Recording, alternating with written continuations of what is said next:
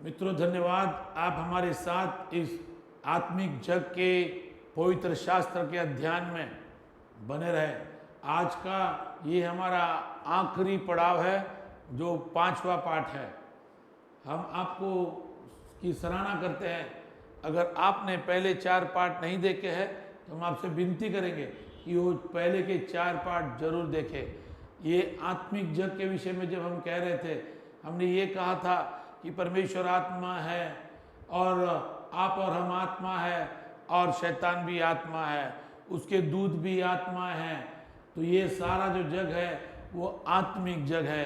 इस आत्मिक जग के पढ़ाई में हमने कुछ प्रश्नों के जो उत्तर दिए वो ये सारे प्रश्न थे। शैतान कौन है? शैतान कैसे दिखता था? शैतान कैसा था? शैतान की योजना क्या थी? ऐसे कौन से कारण हुए जिसे शैतान को का पतन किया गया स्वर्ग से? एक्चुअल फॉल ऑफ सैटन कैसे हुआ? ये जब फॉल हुआ तो वो कब हुआ? कब मतलब समय की बात होती है। पतन के बाद शैतान की हालत कैसी रही? परमेश्वर का अभिवचन शैतान के लिए जगत के अंत तक क्या है? Supremacy position of Satan after the fall until today. फिर हमने ये प्रश्न देखा कि कितने स्वर्ग है और शैतान कौन से स्वर्ग में राज्य करता है। हमने ये भी देखा कि एदन बाग के साथ में क्या हुआ था। प्रश्न क्रमांक 11 जो हमने देखा, जो बाढ़ आई उसका कारण क्या था? उस बाढ़ के बाद जो गिरे हुए स्वर्गदूत थे उनके साथ क्या हुआ? फिर हमने देखा कि नोहा उसके 3 बच्चों के द्वारा सारी पृथ्वी पॉपुलेट हो गई। फिर निम्रोड आया जिसने टावर ऑफ बेबेल बनाया, बेबेल का घुमुट। सदोम और गमोरा को परमेश्वर ने नाश क्यों किया?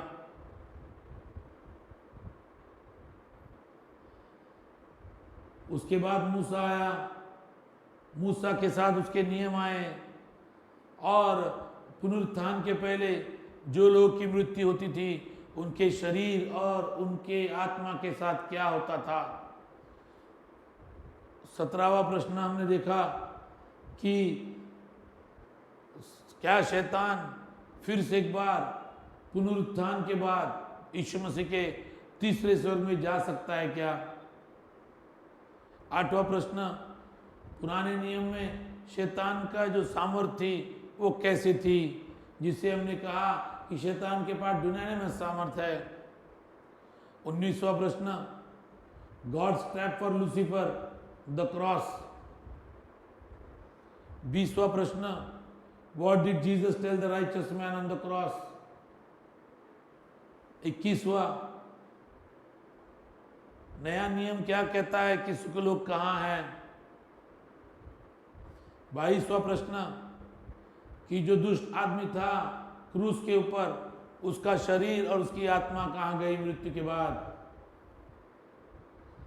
23वां प्रश्न, ऐसे कौन से कारण थे कि यीशु मसीह इस पृथ्वी के पाताल में जा पहुंचे। 24वां प्रश्न, पृथ्वी के पाताल से यीशु मसीह ने क्या हासिल किया। 25वां प्रश्न, यीशु मसीह का पुनरुत्थान तीसरे दिन के बाद। 26वां प्रश्न, क्या पुनरुत्थान के बाद फिर से एक बार शैतान उस स्वर्ग की और परमेश्वर के सिंहासन के सामने जा सकता है क्या? इसका उत्तर था हाँ, क्योंकि वो भाइयों के ऊपर जाकर दोष लगाता है और यीशु मसीह हमारा एडवोकेट है, जैसे हमने पहले यूहन्ना में देखा। फिर कलीसिया का सामर्थ, याद रखना है कि आप सामर्थ हो, आप कलीसिया हो और यीशु मसीह ने पवित्र आत्मा को कलीसिया के लिए दिया है। आइए हम 28वें वचनों के प्रश्न की ओर जाएं। उसके पहले हम ये डायग्राम को देखेंगे।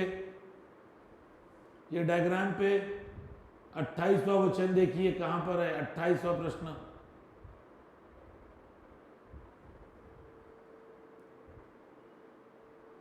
यहां पर हम 27 पे आए थे।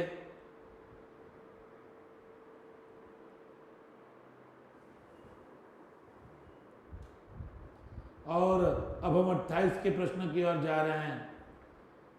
ओके, आपको 28वां प्रश्न 27 के बाद देखो, ये जो जा रहा है जजमेंट सीट ऑफ क्राइस्ट, वहां पर दिखाई देगा। अगर आपको ये डायग्राम चाहिए तो ये आपको मिल सकता है, हमारे व्हाट्सएप पर लिख कर भेजिए।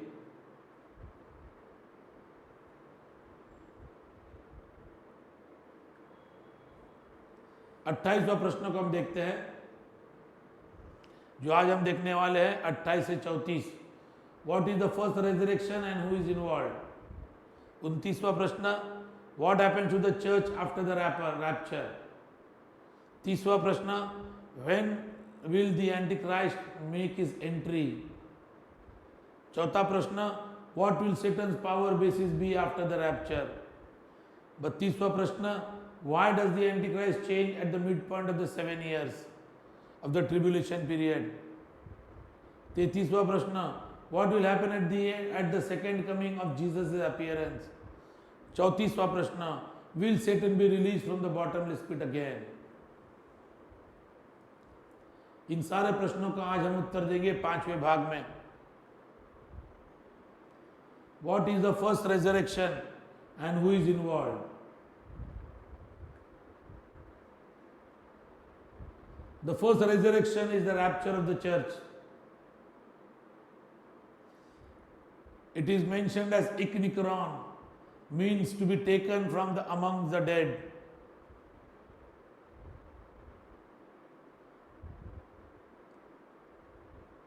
जॉन 5:28 और 29वीं आयत को हम देखते हैं, इससे अचंबा मत करो, क्योंकि वह समय आता है कि जितने कब्रों में हैं उनका शब्द सुनकर निकलेंगे, जिन्होंने भलाई की है वे जीवन के पुनरुत्थान के लिए जी उठेंगे, और जिन्होंने बुराई की वे दंड के पुनरुत्थान के लिए जी उठेंगे। जब कलीसिया का रैप्चर होगा, कलीसिया को उठा लिया जाएगा, तो उस वक्त क्या होने वाला है। तो यूहन्ना उसके 5वां अध्याय 28वीं 29 आयत में हम देखेंगे कि यहाँ पर लिखा है कि वो घड़ी के वक्त जब यीशु मसीह आएगा, तो जो कब्र में हैं वो उसकी वाणी को सुनेंगे। कौन उसके वाणी को सुनेंगे? जिन्होंने यीशु मसीह को अपने जीवन में मुक्तिदाता के स्वरूप में स्वीकार किया है। प्रेरित पौल कहता है कि वो लोग मरे नहीं, लेकिन वो सोए हुए हैं। और वो सारे लोग जब यीशु मसीह आएगा, तो यीशु मसीह के वाणी के द्वारा ये सारे लोग की कब्रें खुल जाएगी, और जो लोग यीशु मसीह को जिन्होंने ग्रहण नहीं किया है वो वहीं पर रहेंगे जब तक वो अंतिम पुनरुत्थान का समय नहीं आता। Everybody in their grave will hear the voice. जब यीशु मसीह इस आकाश पे आएंगे तो दो चीज याद रखना है हमको। एक तो तुरही बजेगी, ट्रम्पेट साउंड होगा, और दूसरा परमेश्वर के पुत्र की वाणी सुनाई देगी। और वो जो आत्माएं पुनरुत्थान के बाद जिन्होंने यीशु मसीह को ग्रहण किया है, जिनका शरीर उस कब्र में है और जिनकी आत्माएं स्वर्ग में पहुंच चुकी है, वो यीशु मसीह के साथ लौट कर आएंगे और अपने अपने शरीर को प्रदान कर लेंगे, कब्र खुल जाएगी, ऐसा पवित्र शास्त्र कहता है। पहले थिस्सलुनीकी किताब उसका 4वां अध्याय उसकी 16 से लेके 18वीं आयत। क्योंकि प्रभु आप ही स्वर्ग से उतरेगा और उस समय ललकार और प्रधान दूतों का शब्द सुनाई देगा। For the Lord himself shall descend from heaven with a shout, with the voice of archangel and with the trump of God। परमेश्वर की तुरी फुकाई जाएगी। ये जब तुरी फूकी जाती है तो पवित्र शास्त्र में इसका मतलब क्या है? इसका मतलब ये है कि जितने सारे लोग जो है उनको इकट्ठा किया जाएगा। जो यीशु मसीह में विश्वास करते हैं वो सारे लोगों को ये तुराई सुनाई देगी और सारे लोग आकाश में बादलों में उठा लिए जाएंगे और यीशु मसीह को जाकर मिलेंगे। याद रखना है, इस वक्त जब यीशु मसीह आया वो बादलों पर आया है।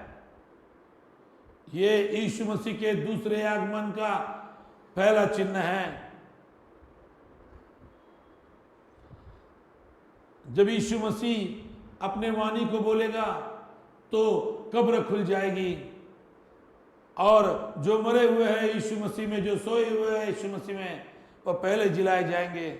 उसके बाद बाइबल कहती है तुरही फूकी जाएगी, परमेश्वर का ट्रम्पेट की घोषणा होगी और ट्रम्पेट सुनाई देगा और जितने सारे कलीसिया के लोग हैं जिन्होंने यीशु मसीह को ग्रहण किया है मुक्तिदाता के स्वरूप में, सब लोग को बादलों पर उठा लिया जाएगा। बाइबल उससे रैप्चर कहती है। ये जो शब्द है पवित्र शास्त्र में नहीं है। The Lord will descend with a shout of voice of archangel, trumpet of God. The dead in Christ will rise first, the same as when Jesus died, and those that remain will be caught up in the air to meet the Lord. यहां पर Greek शब्द दिखाई दिया है हार्पाजो। Okay, इसका मतलब with instantaneous force there will be removed. जो कलीसिया है उनको तुरंत ही उठा लिया जाएगा। पवित्र शास्त्र कहती है ये सारे जो बातें हैं ये एक पलक झपकने के साथ ही होने वाली है। आइए इसके वचनों को हम पढ़ेंगे। पहले कुरिन्थियों की किताब उसका 15वां अध्याय 50 से 55वीं आयत। हे भाइयों, मैं ये कहता हूं कि मांस और लहू परमेश्वर के राज्य के अधिकारी नहीं हो सकते और न विनाश और अविनाशी का अधिकारी हो सकता है। देखो, मैं तुमसे भेद की बात कहता हूं कि तुम सब तो नहीं सोएंगे परंतु सब बदल जाएंगे और ये क्षण भर में पलक मारते ही पिछली तुरी फूकते ही होगा। With the twinkling of the eye. क्या होने वाला है? ये जो शरीर है जो नाशवंत था वो अविनाशी बन जाएगा। मतलब जो लोग जीवित है यीशु मसीह में अभी भी जिंदा है, और जब यीशु मसीह उस आसमान में आएंगे और वाणी फूकी जाएगी, जो यीशु मसीह में सोए हैं उनकी कब्रें खुल जाएगी, वे उठा लिए जाएंगे। तुरंत ही परमेश्वर का तुतारी जो है, ट्रम्पेट जो है, वो नरसिंगा फूका जाएगा और जो लोग यीशु मसीह में उस वक्त जीवित है, जो जिंदा है, जिन्होंने यीशु मसीह को ग्रहण किया है, पलक झपकते ही उनका शरीर अविनाशी से अविनाशी बन जाएगा और वे स्वर्ग में उठा लिए जाएंगे। All bodies will be changed in a moment at the last trumpet. मत्ती 22 उसका 30वां अध्याय। किसी ने मुझे ये प्रश्न पूछा था कि भाई जब यीशु मसीह के विषय में हमने कहा था, जब हमने नूह के टाइम पे कहा था कि परमेश्वर के बेटे ने मनुष्य के पुत्रियों के साथ विवाह किया, ये कैसे हुआ? क्योंकि यीशु मसीह कहता है For in the resurrection they neither marry nor are given in marriage, but are as the angel of God in heaven. ये कैसे हुआ? ये एक सवाल पूछा गया था, उसका उत्तर मैं दे रहा हूं, ध्यान से सुनिए। ये जो बातें हैं ये उन लोगों के लिए है जिनका पुनरुत्थान हुआ है। दूत जो है एक दूसरे के साथ विवाह नहीं करते, लेकिन दूतों ने मनुष्य के अंदर घुसकर मनुष्य के बेटियों के साथ विवाह किया। और ये जरूर हो सकता है, और इसलिए दानव पैदा हुए थे, जैसे मैंने नूह के टाइम पर बताया।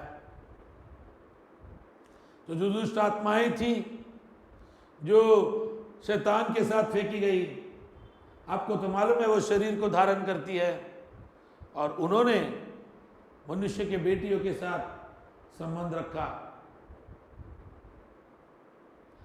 यीशु मसीह कहता है कि पुनरुत्थान के बाद न किसका शादी होगी ना शादी में वो रहेंगे, क्योंकि वो तो स्वर्गदूत के समान रहने वाले हैं। मतलब क्या है? स्वर्ग में ना कोई स्त्री है ना पुरुष है। ये सारी बातें पृथ्वी पर होती है। नोआ के वक्त जो हुआ वो पृथ्वी पर हुआ, स्वर्ग में नहीं। There is no other marriage in heaven except the marriage of the Lamb. जो परमेश्वर का मेमना है उसका विवाह जरूर होगा, और वो है परमेश्वर के कलीसिया के साथ। 29वां प्रश्न, What happens to the church after the rapture? उठा लेने के बाद कलीसिया के साथ क्या होगा? दूसरा ग्रंथ किताब उसका 5वां अध्याय उसकी 10वीं आयत। हम सारे लोग जब कलीसिया के समान उठा लिए जाएंगे, क्योंकि अवश्य है कि हम सब का हाल मसीह के न्याय आसान के सामने खुल जाए, कि हर एक व्यक्ति अपने अपने बड़े और बुरे कामों का बदला जो उसने देह के द्वारा किया है वो पाए। इसे बीमा सीट ऑफ जजमेंट कहते हैं। ये जजमेंट उसके लिए नहीं है, ये न्याय उसके लिए नहीं है, ये न्याय मुकुट के लिए है। ये न्याय इसके लिए नहीं कि आपने बुरा किया इसलिए आपको नरक में भेजा जाए। ये न्याय इसलिए है कि आप जब पृथ्वी पर थे, आपने यीशु मसीह को ग्रहण करने के बाद आपने जो कामें किए हैं उसके विषय का न्याय है, ताकि आपको सही मुकुट मिले। दोस्तों, हम उस थियरी में बिलीव करते हैं कि अगर आपने यीशु मसीह को ग्रहण किया है तो आपका उद्धार जरूरी है। This judgment seat is called the bema in Greek. It is a place where you get rewards. It is not the same as the great white throne judgment where the wicked are judged. These two events are separate events, 1000 years apart. ये chapter 4 और chapter 20 में अलग अलग जगह पे है। Two Greek words are used to describe the two separate events. Karima refers to the judgment of the righteous for their good works, and Krisis refers to the judgment of the wicked for their evil deeds. यूनानी भाषा में दो अलग अलग शब्द लिखे गए हैं। 30वां प्रश्न, अब कलीसिया तो उठा ली गई, अब क्या होगा? मैं आपको बता दूं, कलीसिया के लिए परमेश्वर ने पवित्र आत्मा को भेजा था।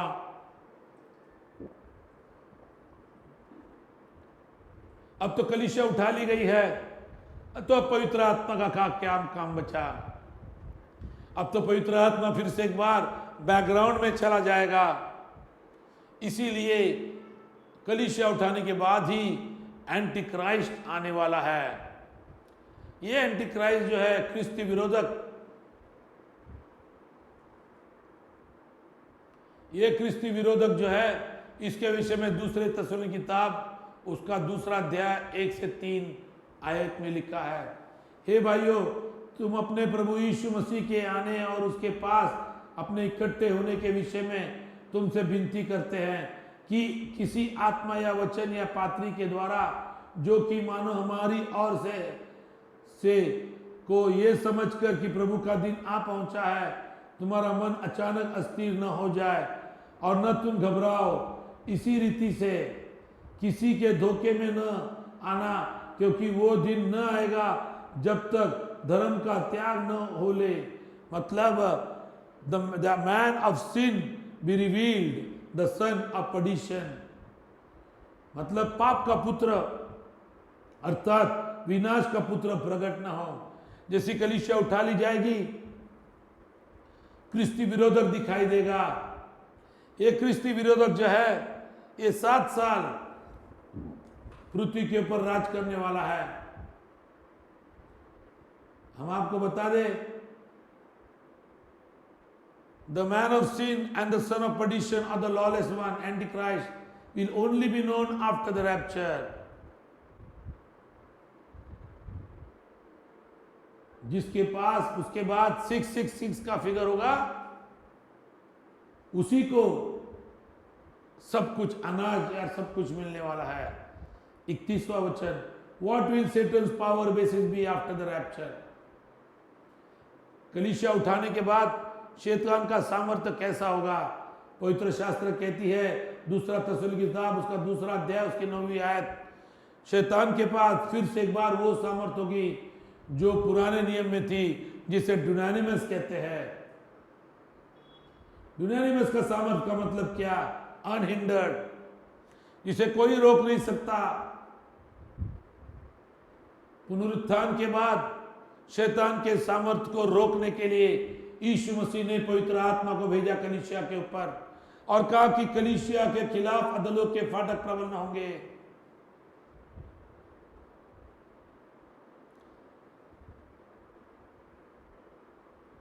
दूसरी तस्सलुनीकी की किताब उसका 2 अध्याय उसकी 7वीं आयत, क्योंकि अधर्म का भेद अब भी कार्य करता जाता है, पर अभी एक रोकने वाला है, और जब तक वो दूर न हो जाए वो रोके रहेगा। ये जो पवित्र आत्मा है, ये जो कलीसिया के लिए दी गई है, जब तक कलीसिया है तब तक शैतान का विरोध होगा, शैतान को रोका जाएगा, क्योंकि पवित्र आत्मा कलीसिया के द्वारा ये काम करेगी। जैसी कलीसिया उठा ली जाएगी, पवित्र आत्मा का कार्य समाप्त हो जाएगा। बाइबल कहता है तब उसको रोकने वाला कोई नहीं होगा। This is because he that restrains the Holy Spirit is removed with the church, and the Satan has full power again. आपको मैं बता देता हूं, जब यीशु मसीह का बपतिस्मा हुआ तो पवित्र आत्मा उसके अंदर बस गई, और जब यीशु मसीह का पुनरुत्थान हुआ तो उसके अंदर से वो जो आत्मा थी वो बाहर निकल आई, और पवित्र आत्मा को यीशु मसीह ने उन सारे लोगों के ऊपर उंडेल दिया, और आपके और हमारे ऊपर भी उंडेल दिया जो यीशु मसीह को मानने वाले बने, जिन्होंने यीशु मसीह को ग्रहण किया। प्रकटीकरण 6वां अध्याय 1 से 2, क्योंकि अधर्म का भेद अब भी कार्य करता है जाता है, पर अभी एक रोकने वाला है, और जब तक वो दूर न हो जाए वो रोके रहेगा। Antichrist will come as the messiah, Yuhanna 5 और उसकी 43वीं आयत। वो शांति का दूत बनकर आएगा, उसके पास धनुष्य तो होगा लेकिन बाण नहीं होगा। दानियल की किताब उसका 11वां अध्याय 21 से 24वीं आयत, यशायाह उसका 28वां अध्याय उसकी 18वीं आयत, दानियल 8, 23 और 25, पहले तस्सलुनीकी की किताब 5 और 4। ये ख्रिस्त विरोधक शांति प्रस्थापित करने आएगा। प्रियो, मैं आपको इसके विषय इसको बताने से पहले कुछ इजराइल के विषय में बताना चाहता हूं। आपको याद है कि पहला जो मंदिर था वो मंदिर सुलेमान ने बनाया, और नेबूकदनेस्सर राजा ने उस मंदिर को तोड़ दिया। हेरोद राजा के टाइम दूसरा मंदिर आया जिसे रोम साम्राज्य ने यीशु मसीह के पुनरुत्थान के बाद नाश कर दिया। अब इज़राइल में कोई मंदिर नहीं है। बाइबल कहता है कि इज़राइल मंदिर बनाने की तैयारी में है, वो जो तीसरा मंदिर है। और आज हम इज़राइल में ये देखते हैं कि परमेश्वर का जो मंदिर था उसमें जितने सारे चीजें थी वो सारे चीजें जमा होने को लग गई है, और इज़राइल ने उन सारे चीजों को जमा किया है। अब उसको वो मंदिर की स्थापना करनी है। अब ये मंदिर की स्थापना कहाँ होगी? जहां पर सुलेमान ने उस मंदिर को बनाया। ये मंदिर जो है, जो मोराई के पर्वत के ऊपर है, अब वहां पर नहीं है। तो क्या है वहां पर? वहां पर अभी एक मस्जिद है जिसे डोम ऑफ रॉक कहते हैं। अगर वहां पर मस्जिद है तो मंदिर कहां पर बनेगा? ये जो एंटी क्राइस्ट है, ये जो क्रिस्त विरोधक है, ये इतना पुरानी जो झगड़ा है इज़राइल और अरब में, उसको मिटाने वाला है। और ये झगड़ा किस बारे में है? कि मोराई के पर्वत पर परमेश्वर का भवन बनेगा या मस्जिद रहेगी। वो यरूशलेम का एक भाग है। यरूशलेम का आधा भाग इजराइल के पास है, आधा पैलेस्टाइन के पास है। ये जो क्रिस्त विरोधक है, ये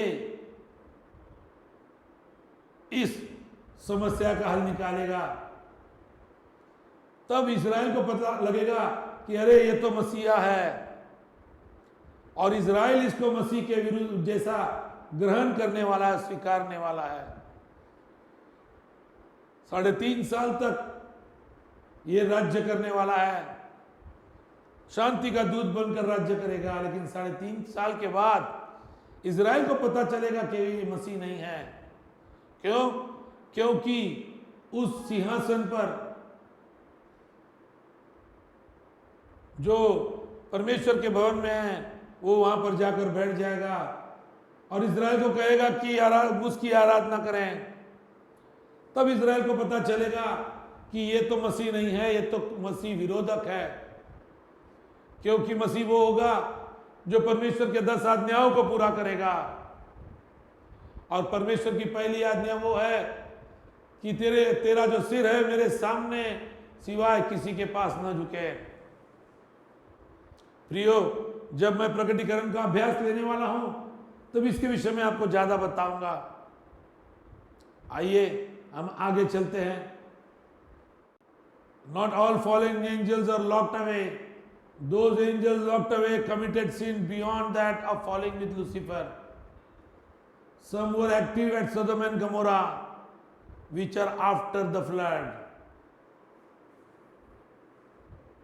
मतलब जो बाढ़ आई उस वक्त जो दूत थे जिन्होंने मनुष्य बेटियों के साथ विवाह किया, उनको बाढ़ के बाद टालटरस में डाला गया था। उसके बाद भी सदम और गमोरा के वक्त ऐसे कुछ दूत थे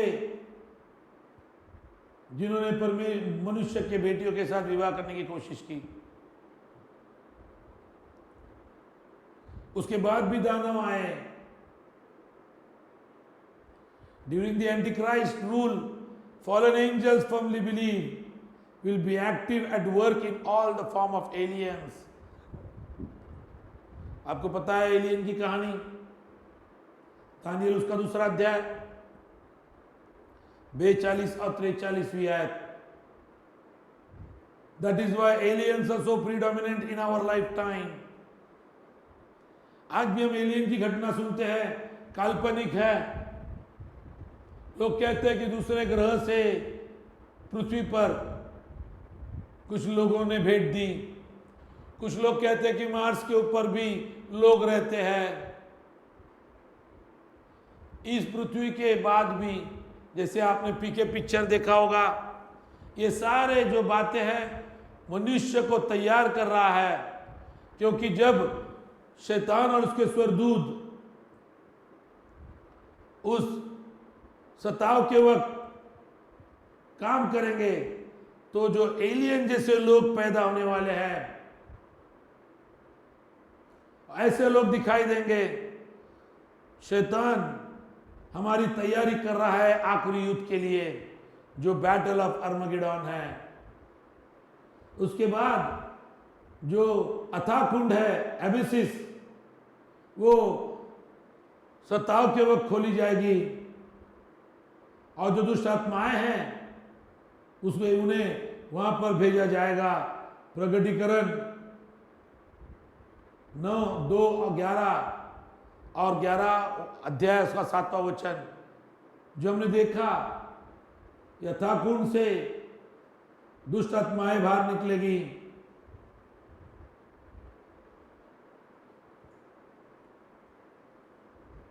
बत्तीसवां प्रश्न, Why does the Antichrist change at the midpoint of the 7-year tribulation period? जब इजराइल उसको ठुकरा देगा, जब इजराइल को पता चलेगा वो मसीह नहीं है, तब वो मसीह विरोधक युद्ध करने के लिए आने वाला है। प्रकटीकरण उसका 12वां अध्याय 7 से लेके 12वीं आयत। And there was a war in heaven. Michael and his angels fought against the dragon. Dragon fought and his angels and prevailed not, neither was their place found any more in heaven. And the great dragon was cast out, the old serpent called the devil and the Satan, which deceiveth the whole world. He was cast out into the earth, and his angels were cast out with him. And I heard a loud voice saying in heaven, now is come the salvation and the strength and the kingdom of our God and the power of his Christ. For the accuser of the brethren is cast down, which accused them before our God day and night. मतलब क्या है? वो क्रिस्त विरोधक में शैतान खुद घुस जाएगा। आज तक शैतान ने किसी शरीर को लिया नहीं है। ये क्रिस्त विरोधक जो है, इसके शरीर में शैतान आएगा, शैतान घुस जाएगा और उसके शरीर का इस्तेमाल करेगा। बहुत ही इंपॉर्टेंट है ये।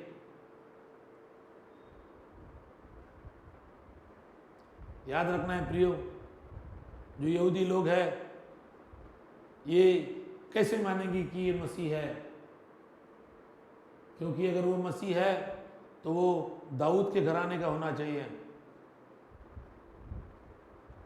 वो यहूदी होना चाहिए। एक बहुत बड़ा रहस्य है जो मैं आपको प्रकटीकरण के समय एक्सप्लेन करने वाला हूं। Satan is thrown out of heaven. Now he knows his life is for short time. He incarnates the body of the Antichrist, which causes the Antichrist to change from global peacemaker to brutal and vicarious dictator. अब शैतान उसके शरीर में घुस गया, अब वो सिर्फ नाश करने वाला बनने वाला है। दानियल 9 उसका 27वां वचन। The Antichrist will then go into to rebuild temple of Jews, stop the animal sacrifice, जैसे मैंने आपको कहा, elevate himself from the level of Messiah to that of God, and demand to be worshipped. दूसरे थेसलोनिकी किताब 2 अध्याय 4 आयत। प्रकटीकरण 6 के बाद जो नरक है वो खुल जाएगा। फैमिन होगा, पेस्टिलेंस होगी, वॉर होगा, एनफोर्समेंट ऑफ 666 होगा। याद रखना है, ये जो चिन्ह है ये मस्तक पर या तो अपने दाहिने हाथ के ऊपर लगाया जाएगा। जिनके पास ये चिन्ह है उन्हीं को सुविधा दी जाएगी, और ये सारे लोग वो होंगे जो बीस्ट का वर्शिप करेंगे। 33वां प्रश्न, what will happen at the second coming Jesus is appearance. पहली बार जब यीशु आया तो वो मेमने के रूप में आया था। उसका जो दूसरा आगमन है ये 2 बार होने वाला है। पहली बार तो वो हवा में आएगा जब उसके पांव पृथ्वी के ऊपर नहीं टिकेंगे, लेकिन 7 साल के बाद यीशु मसीह का आना पृथ्वी के ऊपर तय है। जो दूसरा आना है उसका जो पहला इवेंट और दूसरा इवेंट है, दोनों में 7 साल का अंतर है। और ये 7 साल में कलीसिया स्वर्ग में है, ये 7 साल में कलीसिया की शादी उस मेमने के साथ होने वाली है। और 7वें दिन पवित्र शास्त्र कहता है कि यीशु मसीह लौट आएंगे पृथ्वी के ऊपर। उसके पांव कहां टिकने वाले हैं? पृथ्वी के कौन से छोर पर उसके पांव पहले टिकेंगे? क्या कोई इसका सवाल का जवाब मुझे कमेंट बॉक्स में लिख कर दे सकता है? मैं आपका इंतजार करूंगा। कहां यीशु मसीह के पांव टिकेंगे? पृथ्वी के कौन से भाग में? अगर आपको इसका उत्तर पता है तो कमेंट बॉक्स में दे दीजिए।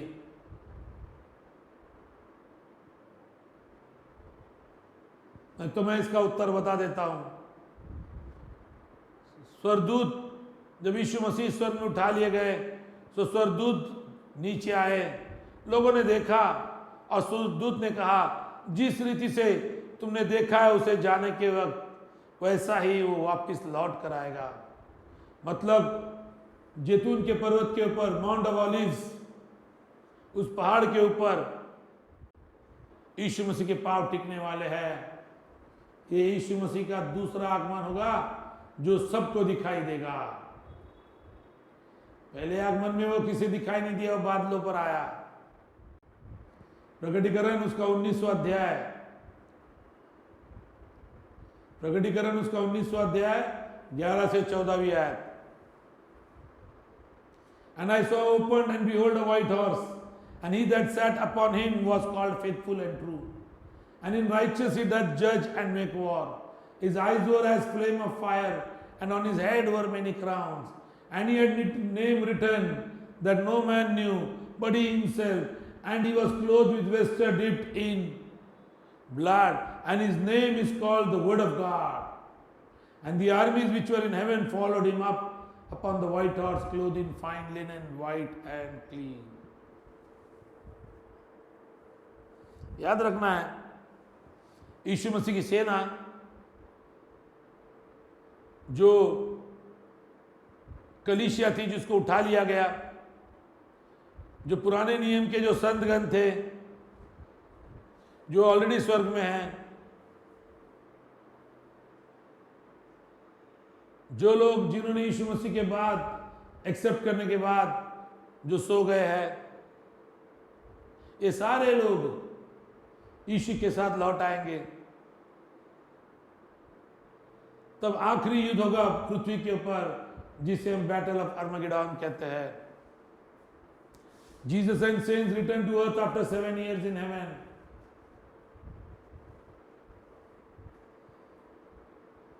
प्रकटीकरण 19 उसका 20वीं आयत। And the beast was taken, and with him the false prophet that wrought miracles before him, with which he deceived them that had received the mark of the beast, and them that was worshipped his image. These both were cast alive into the lake of fire burning with brimstone. जो दो false profit थे, उनको battle of अर्मगेडोन में उनकी मौत हो जाती है। वे और क्रिस्त विरोधक, इन तीनों की आत्मा वो लेक ऑफ फायर, जिसे अथाह कुंड कहा जाता है, वहां पर भेज दी जाती है।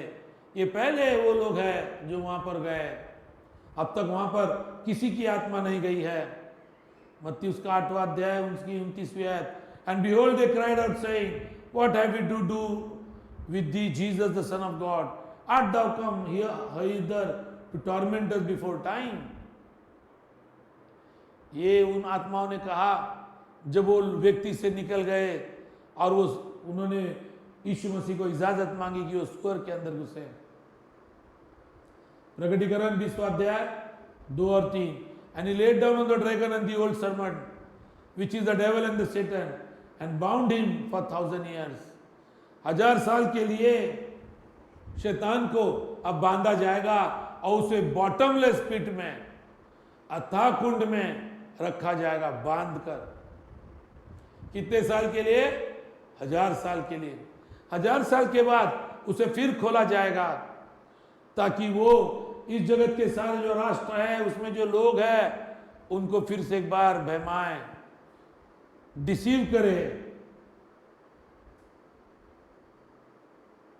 याद रखना है, जब यीशु मसीह उनके साथ जब आएंगे, उसकी सेना के साथ, उसके बाद ये जो क्रिस्ती विरोधक है उसका नाश होगा, वो दो भविष्यवक्ता का नाश होगा बैटल ऑफ अर्मगेडोन में, और शैतान को यीशु मसीह बांधकर उस अथाह कुंड में डाल देगा। उसके बाद 1000 साल यीशु मसीह इस पृथ्वी के ऊपर राज्य करेंगे। उस राज्य करने के वक्त 2 प्रकार के लोग होने वाले हैं, एक शरीर में और दूसरे वो लोग जो पुनरुत्थान पाए हुए लोग हैं, जिनकी इमॉर्टल बॉडी है। And the Antichrist and the false prophets will be thrown alive into Gehenna, the Greek word for the lake of fire, a place that was originally prepared for the devil and his angel. this we have come to the fifth chamber of the underworld. Underworld में जो 6 chamber थे सारों को मैंने explain किया है. Satan as demons know that they will be cast into the lake of fire. Satan is then locked up for 1,000 years in the bottomless pit. प्रकटीकरण 20वां अध्याय और 4th आयत. ये होने से पहले बैटल ऑफ आर्मगेडोन के बाइबल कहती है कि 2 विटनेसेस आएंगे यीशु मसीह स्वर्ग से पृथ्वी पर आने से पहले. इन दोनों की हत्या की जाएगी जो एंटी क्राइस्ट है उसके द्वारा और उसकी सेना के द्वारा. कौन होंगे ये 2 लोग? आपको पता है कि 2 लोग बिना मरे हुए पृथ्वी से स्वर्ग की ओर उठा लिए गए. एक है एलाइजा, दूसरा इनॉक. क्या इनॉक और एलाइजा फिर से एक बार लौट आएंगे? इसीलिए यीशु मसीह के वक्त यीशु मसीह ने पूछा कि क्या कहते हैं लोग कि मैं कौन हूं? तो कहने लगे कि तू तो एलीशा भविष्यवक्ता है. नहीं, यीशु मसीह एलीशा भविष्यवक्ता नहीं थे. फिर जब यीशु मसीह उस पर्वत के ऊपर थे माउंट ऑफ ट्रांसफिगरेशन के लिए, तो कौन सी 2 लोग जो यीशु मसीह को मिलने आए? क्या मूसा और एलाइजा था? ऐसा बाइबल कहता है. तो ये जो 2 आने वाले साक्षी कौन होंगे? क्या ये इनॉक और एलाइजा होगा या मोसेस और एलाइजा होंगे? All the rapture saints and the tribulation saints will reign with Christ for 1,000 years. यीशु मसीह इस पृथ्वी के ऊपर 1000 साल राज करने वाले हैं. और जो यीशु मसीह को मानते हैं, जो यीशु मसीह में विश्वास करते हैं, जिन्होंने यीशु मसीह के राज की सेवा की, उन्हीं को मुकुट दिया जाएगा. बाइबल कहता है कि यीशु मसीह का हेडक्वार्टर जेरूशलेम में होगा और 12 चेले उसके साथ बैठ के यरूशलेम से राज्य करेंगे. 34वां प्रश्न, will Satan be release from the bottomless pit again? हाँ, क्योंकि जिन्होंने यीशु मसीह को अभी तक ग्रहण नहीं किया, जो शरीर में है,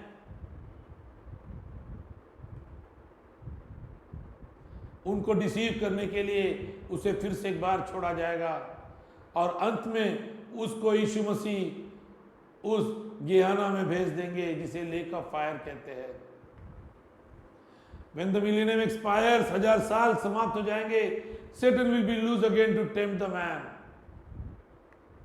This is to ensure that all those that were born during the 7 years of tribulation survived the battle of Armageddon will have to make a decision to accept Jesus Christ as the Lord and Savior. ये 7000 साल जब पूरे हो जाएंगे, उस वक्त परमेश्वर शैतान को फिर से एक बार खोलेगा.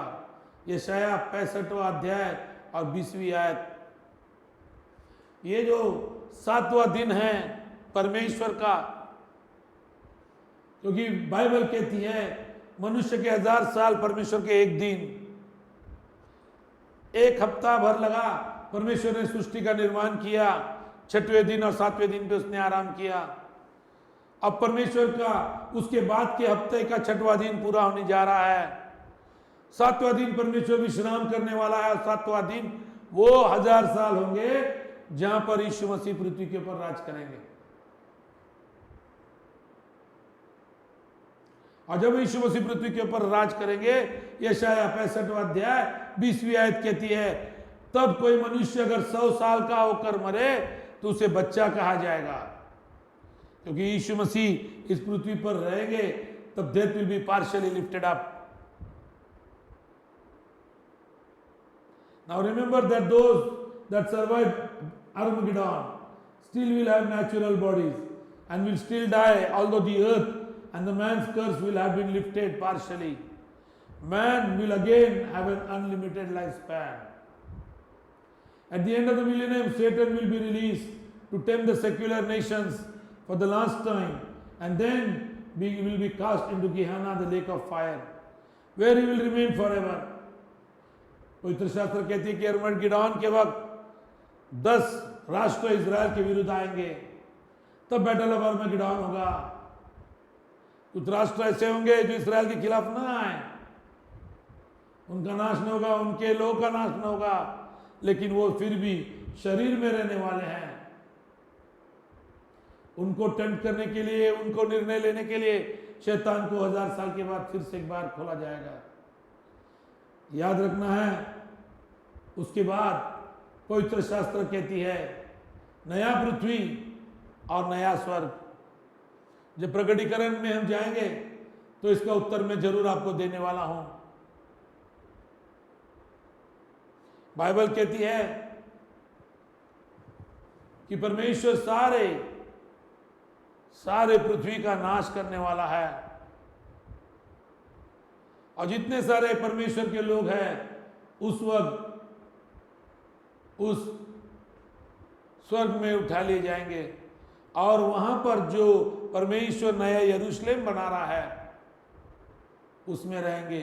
और वो जो यरूशलेम है वो फिर से एक बार पृथ्वी पर लौट आएगा, और तब पृथ्वी के ऊपर सूर्य प्रकाश की आवश्यकता नहीं रहेगी। ये सारी बातें जो है मैं आपको प्रकटीकरण के वक्त जरूर सिखाने वाला हूं। तो मैंने आपको 34 प्रश्नों का उत्तर दिया, और जब नई पृथ्वी बनाई जाएगी तब 8वां दिन शुरू होगा। बाइबल सिर्फ 7 दिन के लिए लिखी गई है। 8वें दिन पे क्या होगा पवित्र शास्त्र नहीं बताती। ये 7 दिन परमेश्वर के मनुष्य के 7000 साल, इसी के साथ हमारी स्पिरिट वर्ल्ड की जो अभ्यास क्रम है उसे हम समाप्त करते हैं। अगर आपको कोई प्रश्न है तो हमारे व्हाट्सएप नंबर पे जरूर भेजिएगा। हमारा व्हाट्सएप नंबर फॉलो होगा, उस पर आप अपने प्रश्न लिखकर भेजिए। हम आने वाले शुक्रवार को अंत के दिनों के विषय में अभ्यास शुरू करेंगे। उस तक के लिए हम आपसे अलविदा चाहते हैं। धन्यवाद। परमेश्वर आपको आशीष दे, और जिन्होंने परमेश्वर का वचन सीखा है उनके ऊपर परमेश्वर का अभिषेक है। याद रखना, आपको शैतान का अंत पता चला है। शैतान अब शांत नहीं बैठेगा, जरूर कुछ ना कुछ करेगा, लेकिन आपको डरना नहीं है। पवित्र आत्मा आपके साथ है, जो शैतान को रोक सके और जो कलीसिया के लिए दिया गया है। इसी के साथ मैं आमीन कहता हूं और यह अभ्यास क्रम को समाप्त करता हूं। धन्यवाद।